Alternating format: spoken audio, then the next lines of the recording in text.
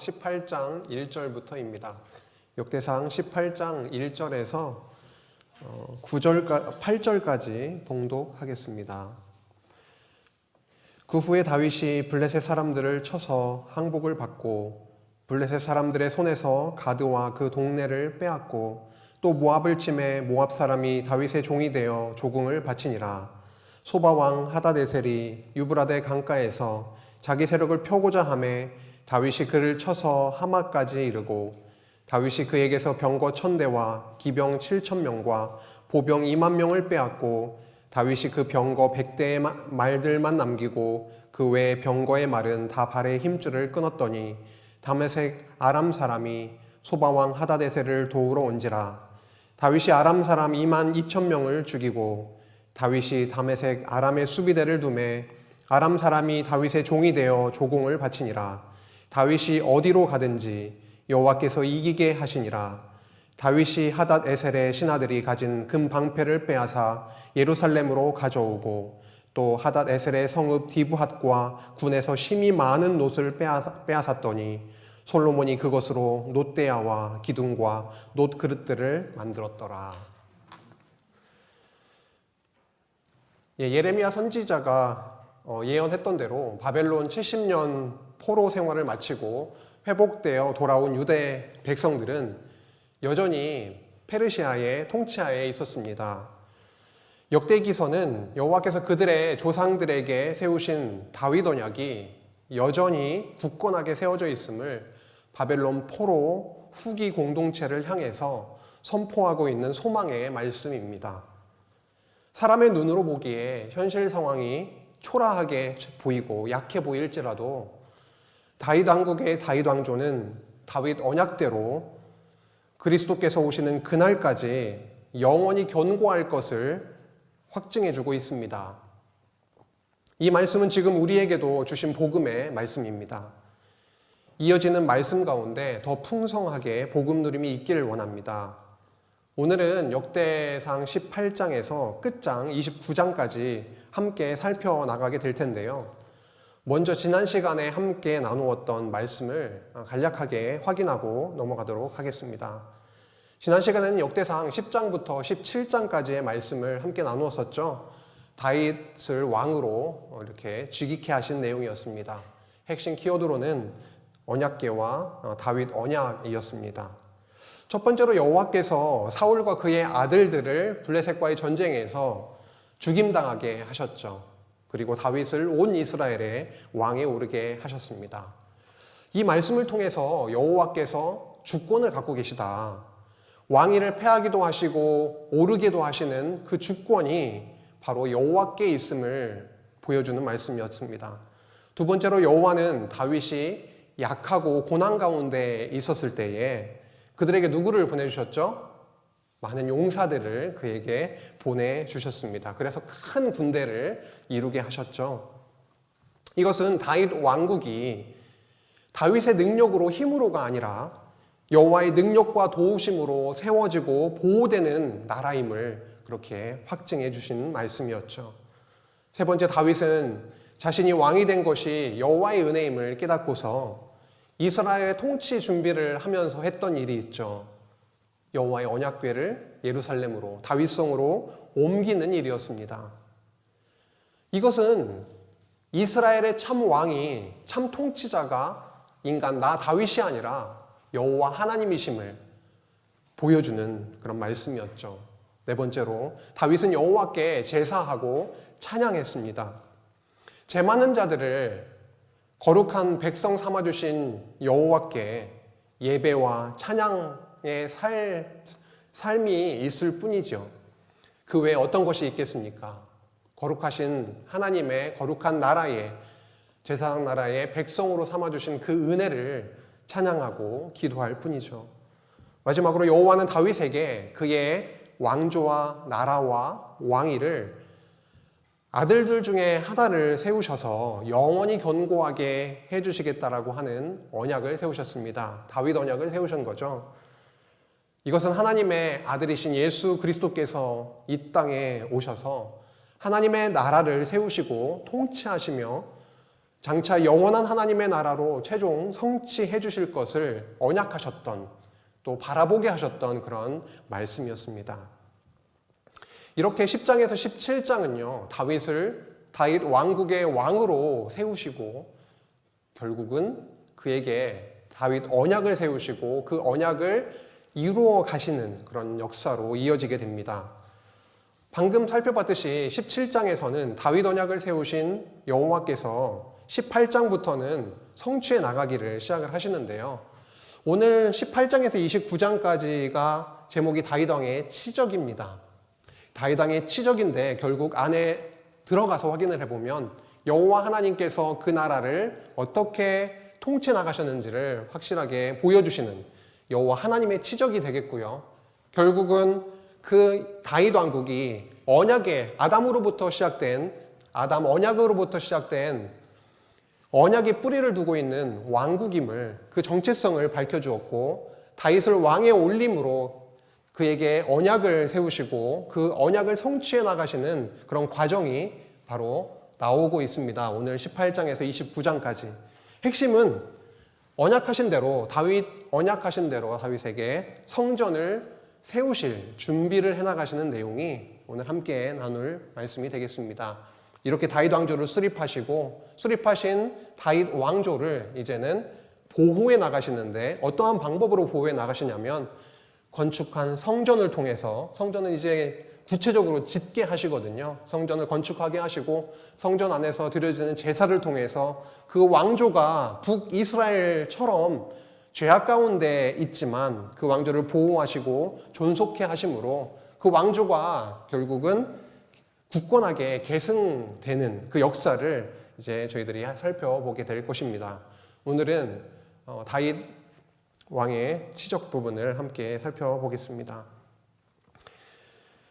오늘의 내용을 살펴보기에 앞서서 중요하게 한번 짚고 넘어가야 될 부분은 역대상 17장 10절에서 12절까지의 내용인데요. 다음 넘겨주시면요. 10절부터 12절까지입니다.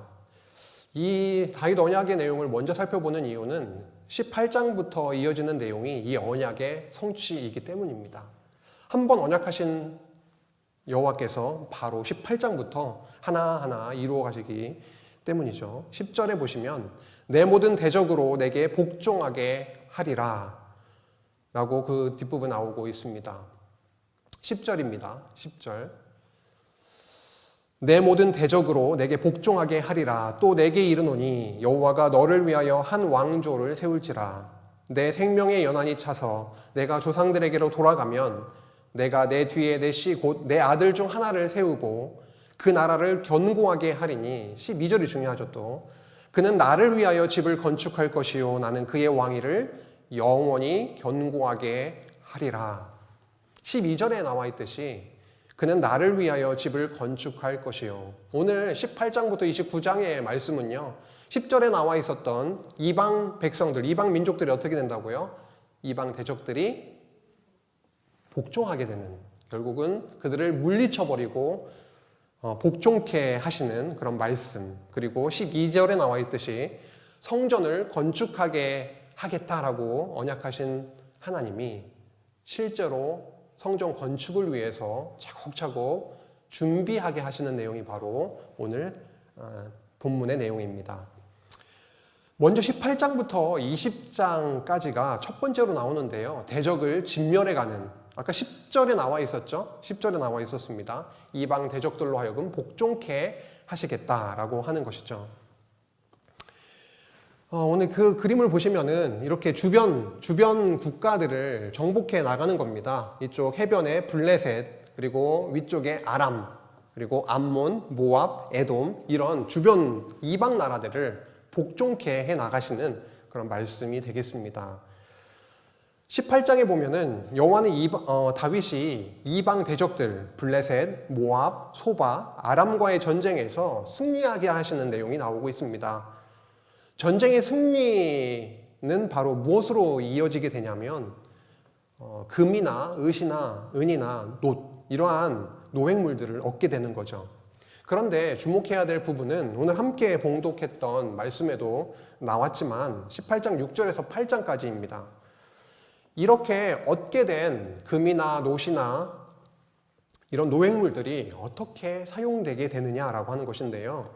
18장 6절에서 8절 보시면은 다윗이 다메섹 아람의 수비대를 두매 아람 사람이 다윗의 종이 되어 조공을 바치니라.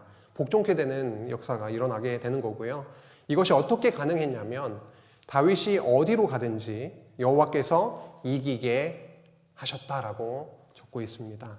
다윗의 능력으로가 아니라 언약하신 여호와께서 여호와의 능력으로 그와 함께 하셔서 어디로 가든지 이기게 하신 것이죠. 13절에도 한 번 더 반복되고 있죠. 이 표현이 다윗이 어디로 가든지 여호와께서 이기게 하시니라.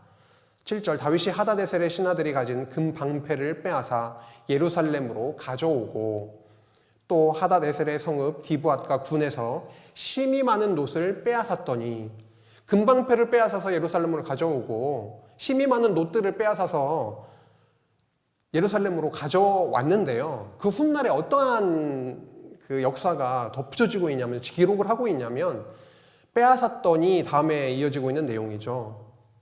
솔로몬이 그것으로 나중에 무엇을 만들었다고 적고 있습니까? 놋대야 그리고 기둥 그리고 놋그릇들을 만들었다라고 하는데요. 이 표현은 뭘 얘기를 하는 거죠?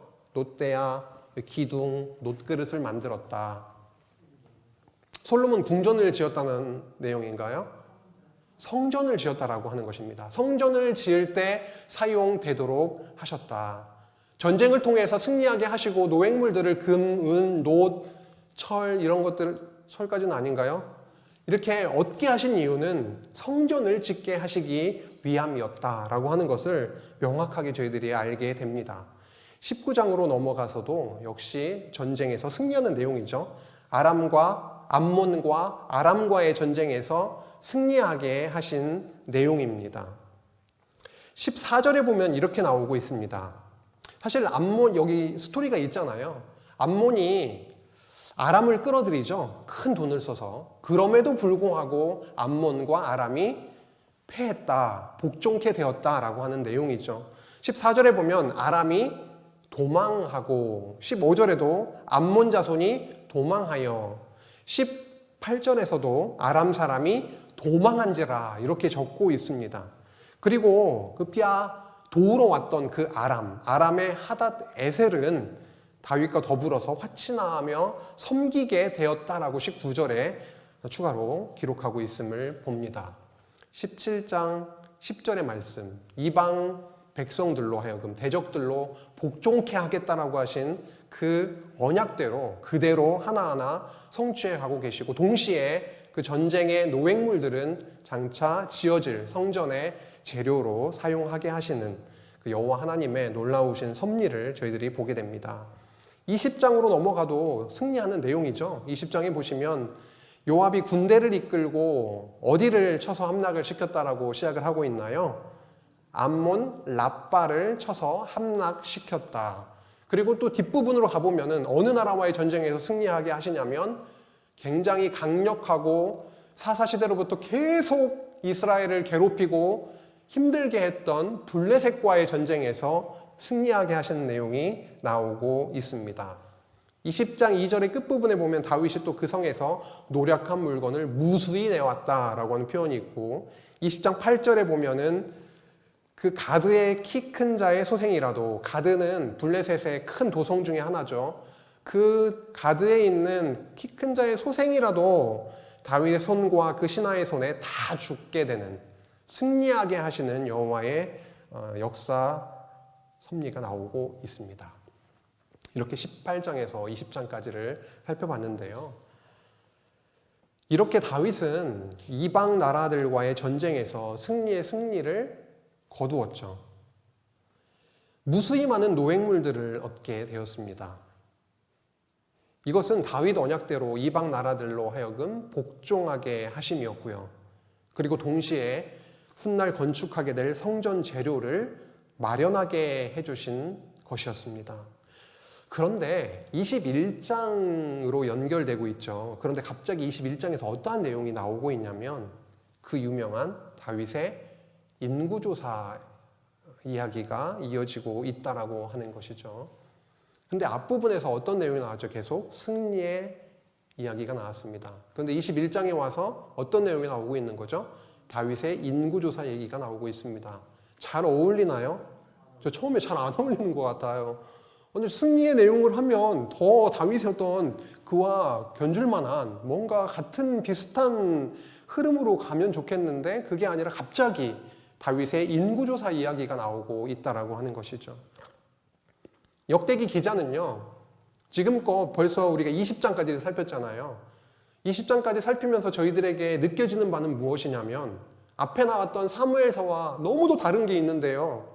다윗의 역사를 기록하는 데 있어서 다윗에게 좀 불리해 보이거나 아니면 죄악이 드러나는 내용들은 완전히 언급조차를 하고 있지 않습니다.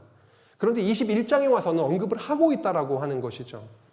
이 사건을 기록하게 하신 이유가 무엇일까라고 하는 질문이 저에게도 크게 주어지더라고요. 사탄의 충동을 받습니다.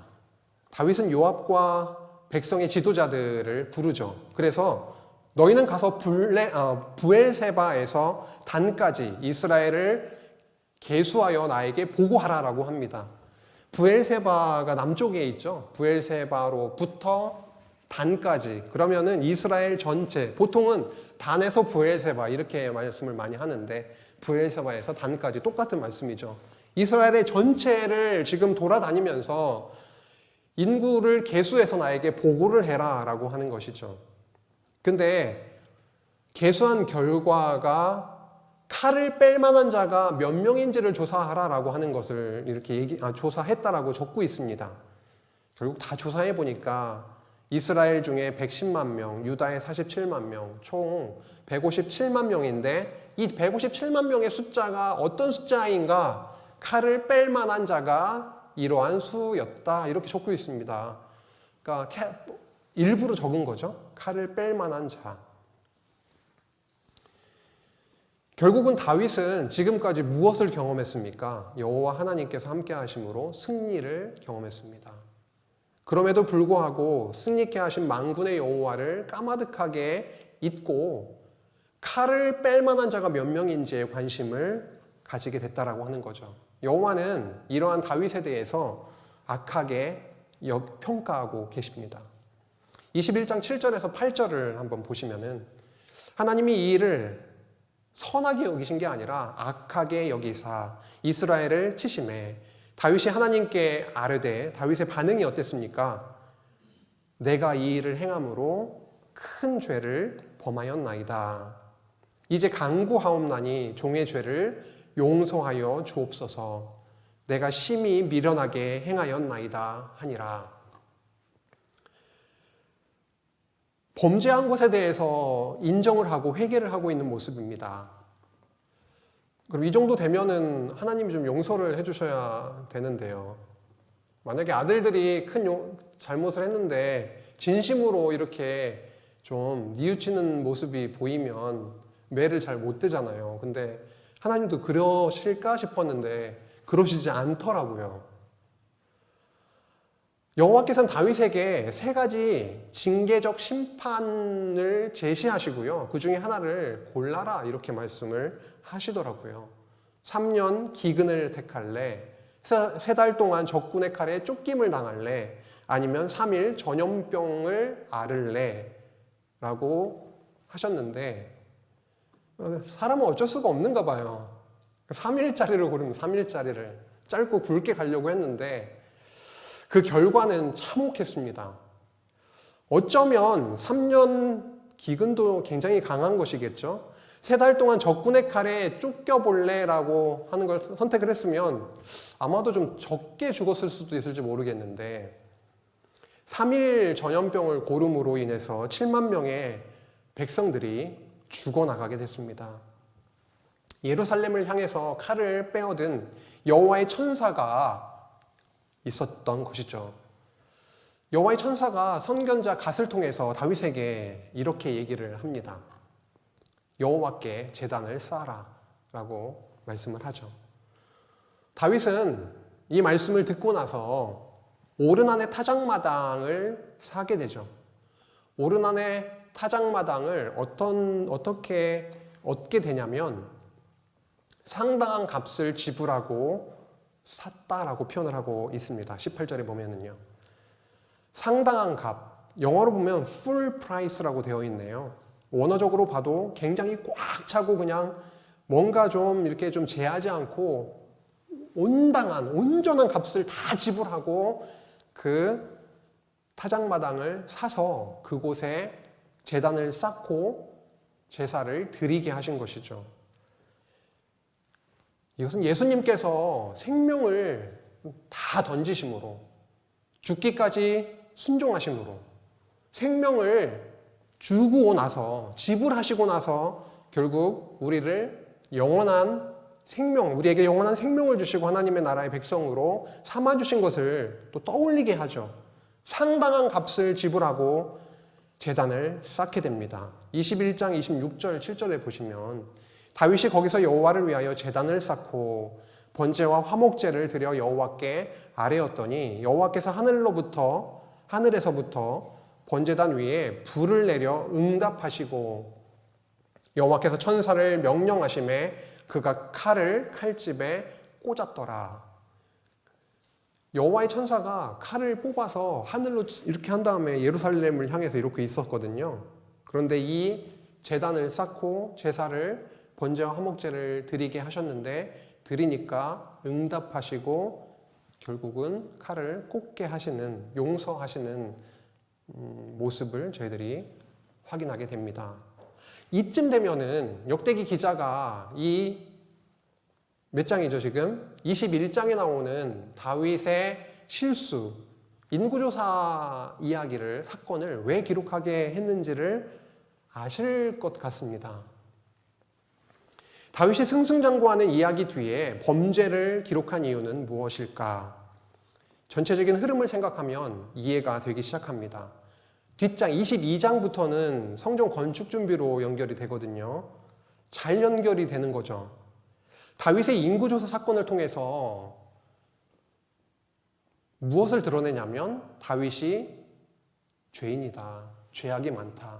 이스라엘은 죄악된 나라다, 백성들이다 라고 하는 것을 드러내 주시고 그 다음에 제사를 통해서 속죄가 절대적으로, 그런 자들은 속죄가 제사를 통해서 절대적으로 필요함을 강조해 주고 있는 것이죠.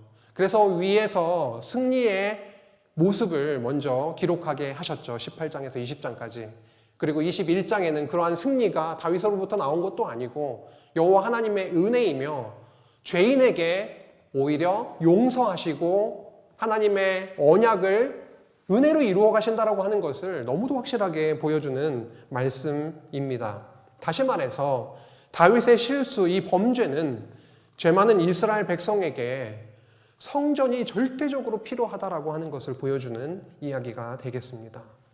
이렇게 깨닫게 하시고 보여주시고 바로 22장으로는 성전 건축을 준비하게 하시는 내용으로 자연스레 연결이 되고 있습니다. 22장이죠. 다윗은 기브온 산당에 이미 여호와의 성막과 번제단이 있었음에도 불구하고 여호와께서 오르난의 타작마당에서 불을 내리시고 응답하시고 여호와의 천사를 통해서 그렇게 징계적 심판을 내리셨던 그것을 보고 깨닫고 느끼고 했던 그 다윗, 그것을 경험한 다윗은 그곳에서 제사를 드리게 됩니다. 28절에 30절에 나오고 있죠. 다윗은 이 장소에 대해서 이렇게 말씀하고 있습니다. 22장 1절이죠. 다윗이 이르되 이는 여호와 하나님의 성전이요 이는 이스라엘 번제단이라 하였더라. 지금 어디에 성막과 번제단이 있었다고요? 기브온에 이미 있는데요. 이제는 여기요. 오르난의 타작마당이 바로 여호와 하나님의 성전이요 이스라엘의 번제단이라. 성전의 터이다. 이 장소가 바로 어디냐면 아브라함이 아들 이삭을 바치려 했던 모리아 산이고요. 그리고 솔로몬 성전이 세워지는 그 터가 되겠습니다. 참 놀라운 하나님의 섭리이시죠. 장차 성전이 세워질 이 장소에서 미리 어떻게 어떻게 해요? 제단을 쌓고 제사를 드리게 하셔서 용서하시는 것을 보여주시고 이 자리에다가 성전을 짓게 하신다라고 하는 것입니다. 다윗은 본격적으로 성전 건축 준비에 돌입합니다. 그 당시에 솔로몬은 아직 어렸거든요. 근데 성전은, 앞으로 지어질 성전은 엄청나게 웅장했기 때문에 다윗은 이렇게 말합니다. 내가 이제 그것을 위하여 준비하리라. 돌, 백향목, 금, 은, 노철을 심히 많이 준비했다라고 적고 있고요. 그리고 다윗은 솔로몬에게 다윗 언약을 10절에 보면 언급을 합니다. 여호와께서 나에게 주신 다윗 언약을 언급을 하면서 여호와께서 말씀하신 대로 내 아들 솔로몬이 성전을 건축하고 이스라엘을 또한 통치 다스리고 여호와의 율법을 지키게 하시기를 내가 원한다라고 그렇게 얘기를 합니다. 솔로몬에게 이러한 얘기를 하고 나서 이제는 모든 지도자들에게, 이스라엘의 모든 지도자들에게 이렇게 얘기를 하는데요. 22장 19절이죠. 이제 너희는 마음과 뜻을 바쳐서 너희 하나님 여호와를 구하라. 그리고 일어나서 여호와 하나님의 성전을 건축하고 여호와의 언약궤와 하나님의 성전의 기물을 가져다가 여호와의 이름을 위하여 건축한 성전에 드리게 하라 하였더라. 솔로몬에게 성전 건축할 것을 부탁하죠. 얘기하죠. 무엇을 근거로요? 다윗 언약을 근거로. 그리고 모든 지도자들에게까지도 그렇게 얘기하고 있습니다. 여호와의 이름을 위하여 건축을 하여라 라고 하는 것이죠. 오르난의 타장 마당 그 제단에서 드려진 제사와 사죄의 은혜를 경험한 다윗은 아들 솔로몬과 지도자들에게 여호와의 이름을 위하여 성전을 건축할 것을 당부합니다. 다윗은 이어서 제사장 나라로서의 왕국을 다시 새롭게 정비해 나가는데요. 이 또한 성전과 관련이 있다라고 하는 것입니다. 오늘 이렇게 18장부터 쭉 함께 살펴나가고 있는데 모든 사건과 이야기들이 이 주제 하나로 귀결이 되고 있죠. 성전이라고 하는 그 주제로 이렇게 모아지고 있음을 보게 됩니다. 23장에서 27장 좀 긴 이렇게 덩어리인데요.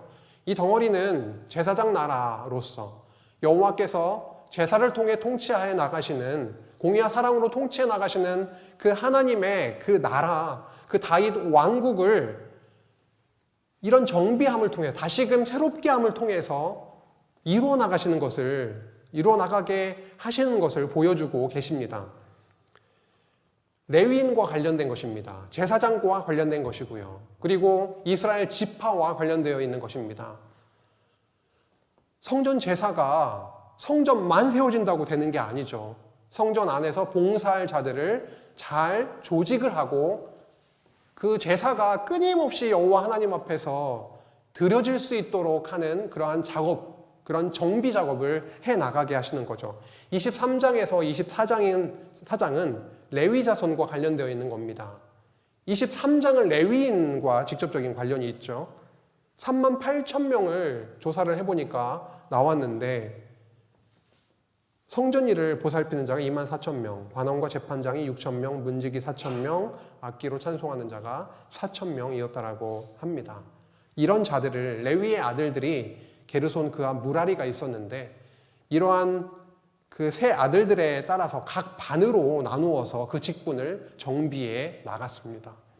24반으로 나누었습니다. 24반열로 나누어서 그 일을 해 나가도록 하셨죠.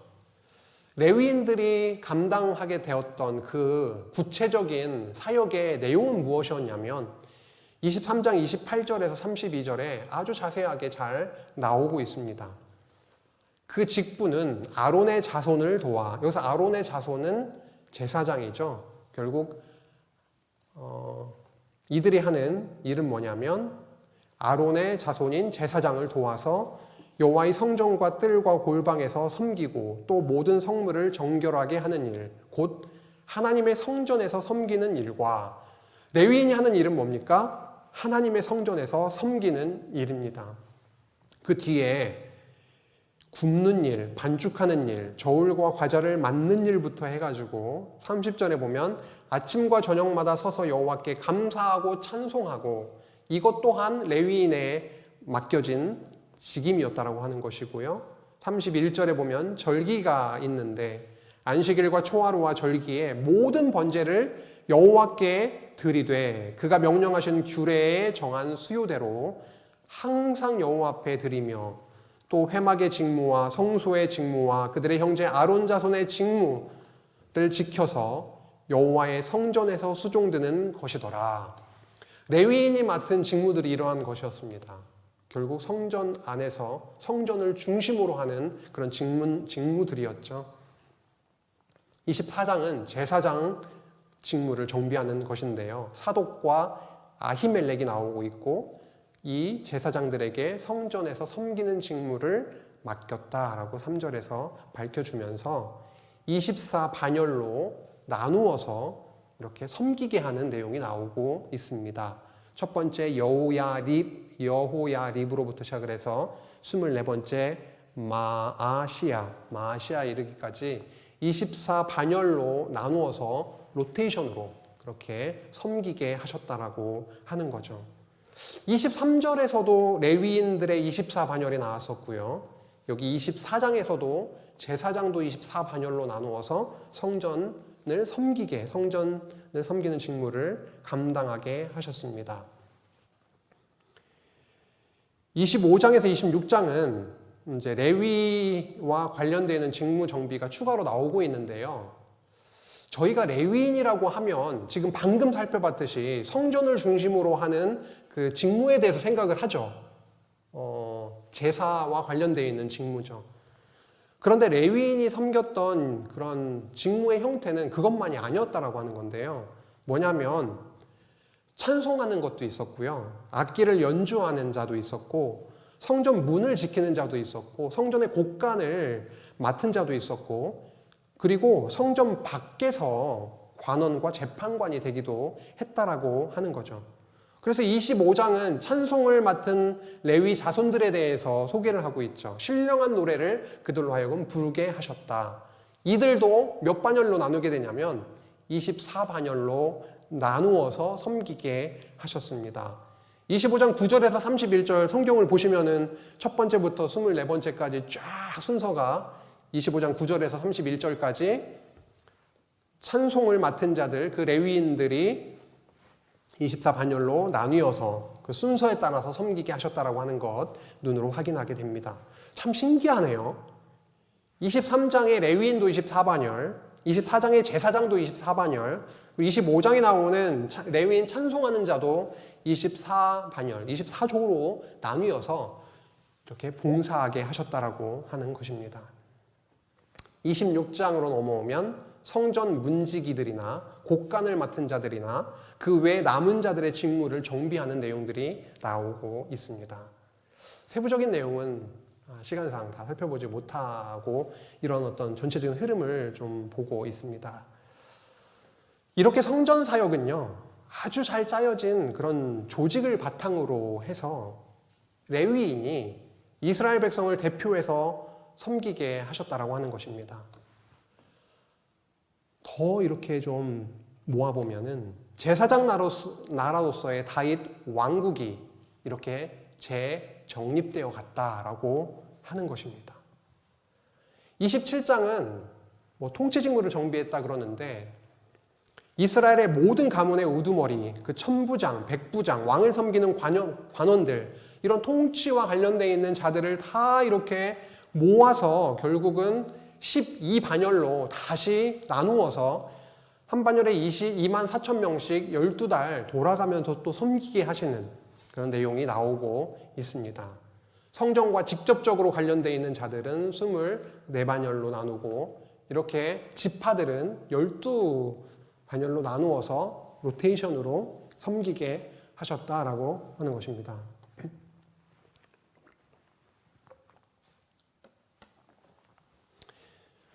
레위인뿐만 아니라 이렇게 이스라엘 지파들까지 12반열로 나뉘어서 함께 성전 준비, 성전 건축을 준비하는 것에 참여하게 하셨다라고 하는데 의미가 깊다고 이렇게 보입니다. 이렇게 성전 건축 준비 과정에 있어서 레위인만 아니요, 제사장만 아니요, 이스라엘 지파들까지도 함께 힘을 모아서 동참하게 하심을 저희들이 보게 됩니다. 이런 면에 있어서 신약교회의 성도 모두가 동참해서 성전 대신 예수 그리스도 안에서 한 몸을 이루어서 서로 섬기는 그런 신앙 공동체를 이루어가게 하시는 거구나 라고 하는 것도 이렇게 생각을 해보게 됩니다. 28장에서 29장 오늘 핵심적인 내용이 되겠습니다. 그래서 28장에서 29장까지가 다윗이 이제 죽을 날이 다가오죠. 이제 나이가 들고 죽을 날이 다가오는 그런 과정에서 아들 솔로몬에게 유언을 남기고 그리고 최종적으로 여호와 하나님께 찬양하는 내용으로 이렇게 마무리가 되고 있는데요. 28장에 다윗이 유언으로 솔로몬에게 성전 건축을 부탁하는 내용이 나오고 있습니다. 다윗은 이스라엘 각 지파의 어른들, 그리고 왕을 섬기는 반장들, 천부장, 백부장, 감독, 내시, 모든 용사들을 1절에 보시면 예루살렘으로 소집했다라고 적고 있고요. 그리고 여호와께서 다윗 언약을 통해서 그 아들 중 한 사람 솔로몬을 통해서 여호와의 성전을 건축하게 하실 것, 그리고 그를 하나님의 아들로 삼으실 것, 그리고 그의 나라를 영원하게 하실 것을 말했습니다. 그리고 아들 솔로몬에게 여호와께서 주신 성전 설계도를 넘겨주는 장면이 나오고 있죠. 11절과 12절에 보면 설계도라고 하는 단어를 저희들이 보게 되고 13절에 그 기구들도 마음대로 만드는 사람의 기준으로가 아니라 그 기구들의 양식도 정해져 있음을 보게 됩니다. 14절에서 18절에 보면은 그 기구들의 무게까지도 다 이렇게 정해져 있음을 보게 됩니다. 성전은 여호와께서 주관하심으로 짓게 하시고 여호와께서 주신 기준대로 짓게 하신다라고 하는 것이죠. 신약교회도 역시 마찬가지겠죠. 그리스도께서 지어가신다라고 하는 겁니다. 우리들의 기준대로 지어가는 게 아니다라고 하는 거죠. 직임자를 세워지는 그런 과정도 그렇고 우리들의 눈에 잘 이렇게 마음에 들지 않는 지체가 있으십니까? 다 마음에 드시나 봐요. 옆에 계시는 지체들이. 마음에 들지 않을지라도 정확하게 하나님께서 딱 정하신 그 설계도대로 양식대로 세우신 나와 함께 한 몸 이루게 하신 그 성전이다라고 하는 것도 기억을 하게 됩니다. 28장 19절에서 21절까지가 나오고 있죠. 그 내용이 나오고 있죠. 19절에 설계도를 여호와께서 나에게 그려주었는데 주셨다라고 하는 게 나오고 20절 또 그의 아들 솔로몬에게 이르되 너는 강하고 담대하게 이 일을 행하라. 두려워하지 말며 놀라지 말라. 내가 여호와의 성전공사의 모든 일을 마치기까지 여호와 하나님 나의 하나님이 너와 함께 계시사 내게서 떠나지 아니하시고 너를 버리지 아니하시리라. 이 말씀은 여호수아 1장에서 모세가 여호수아에게 했던 말씀하고 거의 흡사합니다. 여호와께서 함께 하실 것이다. 놀라지 말라, 두려워하지 말라 라고 했던 그 말씀이요. 다윗이 솔로몬을 볼 때에 아직 어려 보이기도 하고 잘할까 이런 마음도 인간적으로는 들었었겠지만 여호와가 함께 하신다. 여호와가 함께 하심으로 이루어 주실 것이니까 두려워하지 말라라고 놀라지 말라 그렇게 당부하고 있네요. 21절 제사장과 레위 사람의 반이 있으니 하나님의 성전의 모든 공사를 도울 것이요.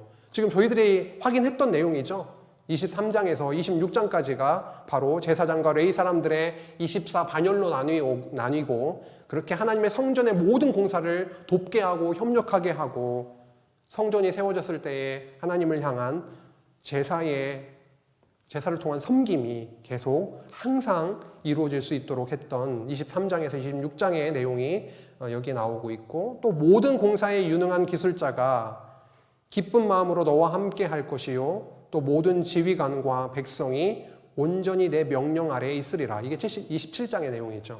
27장의 내용이었죠. 다윗은 성전을 엄청 직접 짓고 싶었거든요.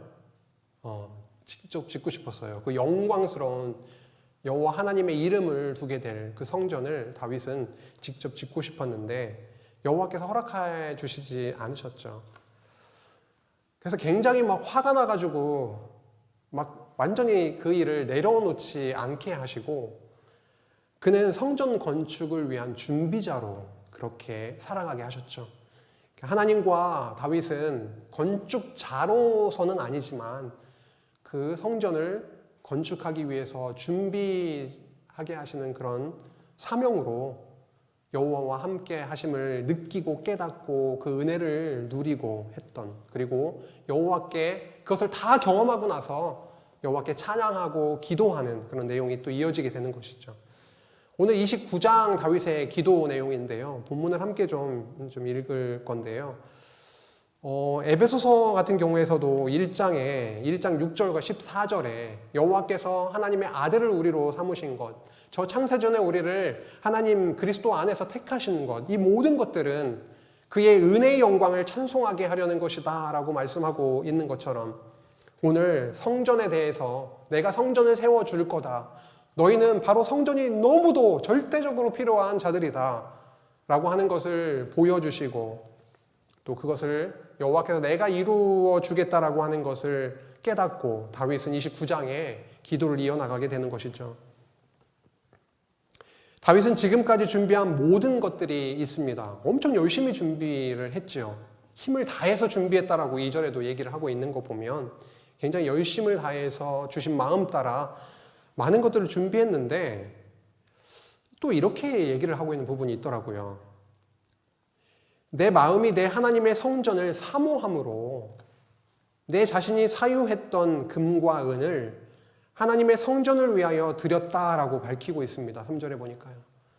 그래서 여기서 사유했다라고 하는 건 세굴라라고 하는 거거든요. 굉장히 소중하게 값진 보화와 같이 여기는 그것을 여호와 하나님의 성전을 건축하는 일에 나에게 주신 것이지만 이것도 드리는 모습을, 본을 보이고 있는 모습을 저희들이 확인하게 됩니다. 그리고 다윗이 묻게 되죠. 오늘 누가 즐거이 손에 채워서 여호와께 드리겠느냐 이렇게 물으니까요. 그렇죠. 모든 가문의 지도자들이, 모든 지파의 지도자들과 천부장, 백부장, 왕의 사무관들까지 9절에 보니까 다 즐거이 드리게 되었으며 6절에 보니까요. 다 즐거이 드리게 되었고 9절에 보니까 백성들도 자원하여 드렸다라고 이렇게 적고 있습니다. 똑같은 단어더라고요. 다 즐거이 드렸다, 자원하여 드렸다라고 하는 나다브라고 하는 단어였습니다. 굉장히 기쁨으로 기꺼이 이렇게 드렸다라고 하는 것이죠. 놀라운 일이 벌어진 거죠. 그리고 이에 다윗이 온 회중 앞에서 여호와를 찬송하면서 감사의 기도를 드리게 되죠. 29장 11절에서 14절입니다. 여호와여. 참 이 한 단어에 많은 뜻이 담겨 있는 거죠. 지금까지 저에게 언약을 하셨죠. 그리고 언약하신 대로 이루어 주셨고요. 앞으로도 언약대로 이루어 주실 것이지요 라고 하면서 이름을 부릅니다. 여호와여. 위대하심과 권능과 영광과 승리와 위엄이 다 주께 속하였사오니 천지에 있는 것이 다 주의 것이로소이다. 여호와여. 또 부릅니다. 주권도 주께 속하였사오니 주는 높으사 만물의 머리이심입니다. 다윗은 왕이잖아요. 내가 머리입니다. 내가 통치자입니다. 내가 주권을 가지고 있습니다. 내가 이렇게 많은 이방 나라들을 굴복시켰습니다. 이것이 아니라 여호와께서 만물의 머리이십니다 라고 고백을 하고 있습니다. 12절 부와 귀가 주께로 말미암고 또 주는 만물의 주제가 되사 손에 권세와 능력이 있사오니 모든 사람을 크게 하심과 강하게 하심이 나의 손에 있습니다. 이게 아니라 주의 손, 여호와 하나님의 손에 있나이다. 13절 우리 하나님이여 이제 우리가 주께 감사하오며 주의 영화로운 이름을 찬양하나이다. 영화로운 이름 여호와. 언약하시면 성취하시는 신실하신 이름 여호와. 그 영화로운 이름을 찬양하나이다. 나와 내 백성이 무엇이기에 이처럼 즐거운 마음으로 드릴 힘이 있었나이까. 참 신기한 것이죠. 다윗도 스스로가 놀라고 있습니다. 내가 어떻게, 우리 백성이 어떻게 이렇게 즐거운 마음으로 드릴 수 있는 힘이 생겼습니까? 모든 것이 주께로 말미암았사오니, 이거 다시 같이 읽어야 되겠는데요. 14절은 같이 한번 다시 읽어볼까요? 시작. 나와 내 백성이 무엇이기에 이처럼 즐거운 마음으로 드릴 힘이 있었나이까? 모든 것이 주께로 말미암았사오니 우리가 주의 손에서 받은 것으로 주께 드렸을 뿐이니이다. 아멘. 다윗의 감사기도는 계속 이어졌습니다. 29장 17절에서 19절인데요. 나의 하나님이여, 지금 계속 부르죠. 여호와여, 여호와여, 나의 하나님이여, 우리 하나님이여 이러면서 나의 하나님이여 이렇게 또 바뀌었네요. 우리 하나님에서 나의 하나님이여, 주께서 마음을 감찰하시고 정직을 기뻐하시는 줄을 내가 아나이다. 내가 정직한 마음으로 이 모든 것을 즐거이 드렸사오며 이제 내가 또 여기 있는 주의 백성이 주께 자원하여 드리는 것을 보오니 심히 기쁘도소이다. 우리 조상들 아브라함과 이삭과 이스라엘의 하나님 여호와여, 언약의 여호와여, 그렇죠? 하나님의 나라를 그렇게 언약해 주신, 그것대로 또 이루어 주실 여호와여, 주께서 이것을 주의 백성의 심중에 영원히 두어 생각하게 하시고 여호와의 언약을 생각하게 하시고 우리와 함께 하시면서 성취해 주시는 그 살아계신 여호와를 마음속에 두어서 생각하게 해주시기를 그렇게 기도하고 있습니다. 그 마음을 준비하여 주께로 돌아오게 하시오며 또 내 아들 솔로몬에게 정성된 마음을 주사 주의 계명과 권명과 율례를 지켜 이 모든 일을 행하게 하시고 내가 위하여 준비한 것으로 성전을 건축하게 하옵소서 하였더라. 내가 이렇게 많이 준비했으니까 건축 우리가 합니다. 이게 아닙니다. 다윗은 이 모든 것들을 어떻게 하게 해주십시오.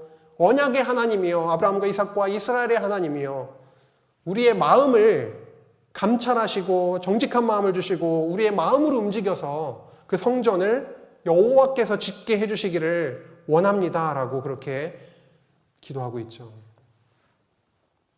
29장의 그 다윗의 이 기도에는 성도로서 하나님께 드릴 수 있는 풍성한 기도와 찬양이 담겨 있습니다. 언약 백성의 마음을 통해서 일하시는 우리 하나님, 즐거이 자원함으로 성전 건축을 준비하게 하시는 하나님, 언약에 신실하신 살아계신 우리 여호와 하나님, 인간의 힘이 아니라 오직 여호와 하나님께서 성취해 주시기를 간절히 바라는 내용들이 가득하게 담겨 있음을 저희들이 보게 됩니다. 오늘 다음 보시면 처음 우리의 흐름을 한번 간략하게 좀 확인하고 넘어가고자 하는데요. 10장에서 그 뒷부분 보여주시죠. 이 부분이 좀 수정이 됐어야 됐는데 조금 안타깝습니다. 죄송합니다. 오늘 18장에서 29장까지 다윗왕의 치적 이 부분을 함께 살펴본 것인데요. 다윗 언약을 지난 시간에 살펴봤던 다윗 언약을 세우시고 그 언약대로 대적을 진멸해 가시고 동시에 노획물들, 성전 건축 재료들을 준비하게 하셨죠.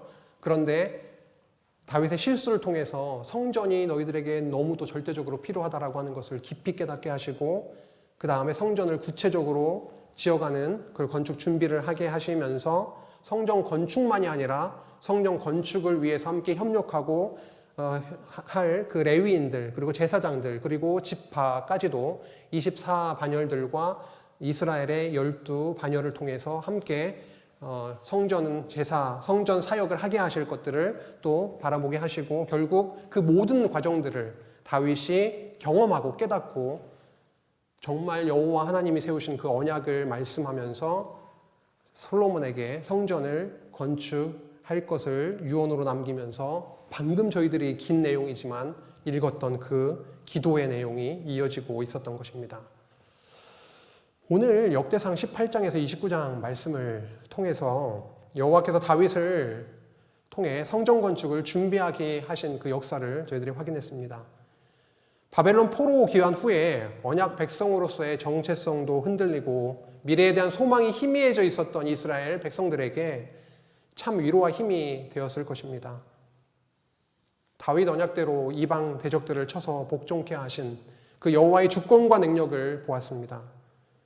그리고 범죄한 다윗을 멸하지 아니하시고 제단을 쌓고 제사드리게 하심으로 죄를 용서해 주신 여호와의 은혜와 사랑을 또한 깨닫게 되었습니다. 레위인들과 제사장들의 직무를 다시 정비하게 하심을 통해서 여호와 앞에서 드려지는 성전 제사의 중요성도 마음에 새기게 됐을 것입니다. 무엇보다 다윗이 솔로몬에게 성전 건축을 부탁을 하고 나서 여호와께 드린 찬양과 기도를 통해 여호와께서 언약대로 성전을 짓게 하시고 또 통치해 주시고 회복해 주실 것을 소망하게 했다라고 하는 것이죠.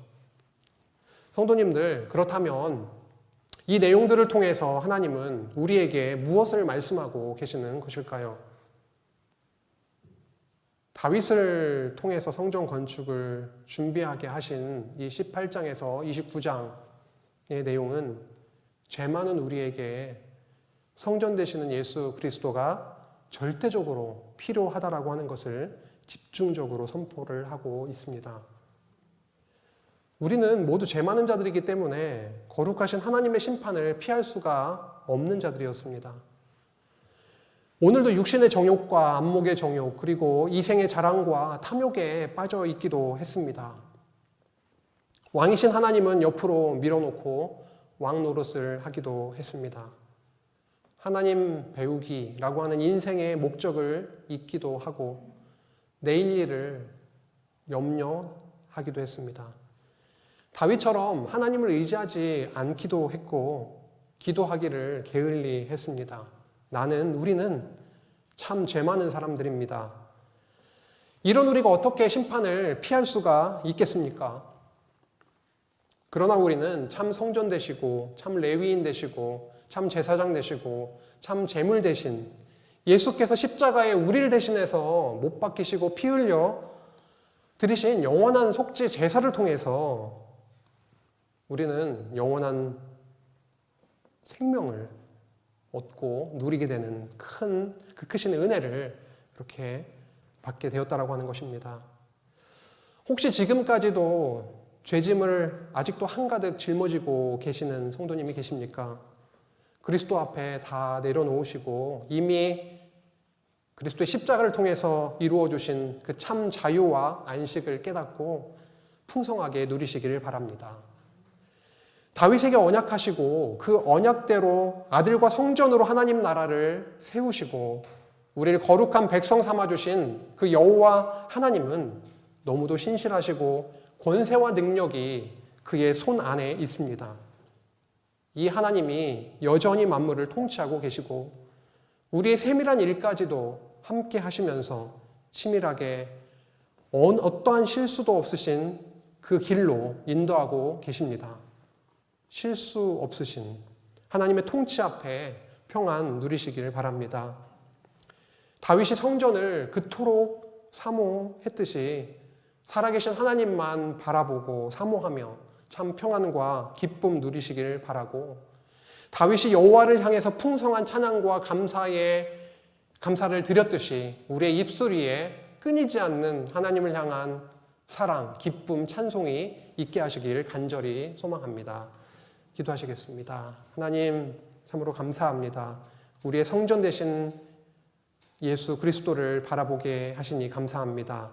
우리들 위에 얹어져 있었던 우리가 해결할 수 없는 죄짐을 예수 그리스도의 십자가로 성전 제사로 영원한 하나님의 속죄 제사로 해결해 주시고 거룩한 하나님의 나라의 백성으로 이제 참 자유와 안식을 누리며 살아가게 하신 하나님을 찬송합니다.